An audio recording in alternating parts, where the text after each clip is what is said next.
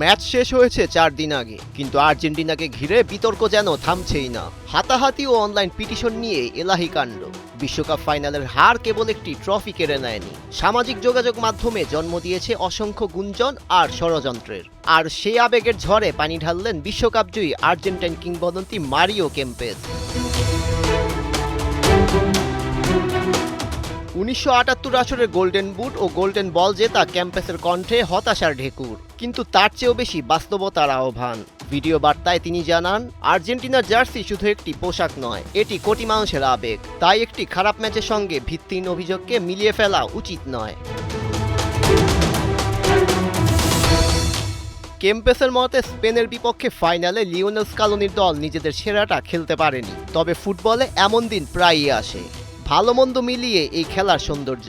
তিনি জানিয়েছেন, একজন খেলোয়াড়ের জীবনে এমন অভিজ্ঞতা বারবার আসে, তাই একটি পরাজয়কে নিয়ে অবিশ্বাসের গল্প ছড়ানো মোটেও গ্রহণযোগ্য মনে করছেন না তিনি। স্পষ্ট ভাষায় সাবেক এই রিভার প্লেট ফরওয়ার্ড জানান, কোনো দলের পারফরমেন্স খারাপ হতে পারে, কিন্তু তার মানে এই নয় যে তারা লড়াই করেনি। প্রমাণ ছাড়া গুজব শুধু দলকেই নয়, পুরো ফুটবল সংস্কৃতিকেই ক্ষতিগ্রস্ত করে।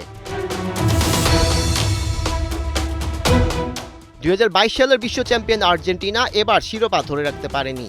ফেরান তোরেসের একমাত্র গোলে স্পেনের কাছে স্বপ্নভঙ্গ হয় আলবিসেলেস্তেদের। তবে কেম্পেসের বার্তা একটাই, সমালোচনা হোক, কিন্তু সেটি তথ্যভিত্তিক। কারণ জয় পরাজয়ের ঊর্ধ্বে আর্জেন্টিনার জার্সির মর্যাদা, আর সেই সম্মান রক্ষা করাই একজন সত্যিকার সমর্থকের সবচেয়ে বড় পরিচয়। বিশ্বকাপ হারানো গেলেও বিশ্বাস হারানো যায় না। মারিও কেম্পেসের বার্তা তাই একটাই, আবেগ থাকুক, প্রশ্ন থাকুক, তবে গুজব নয়। কারণ ফুটবলে সবচেয়ে বড় জয় এখনো সত্য আর সম্মানের। সৈয়দ রেজান রহমান, ৭১।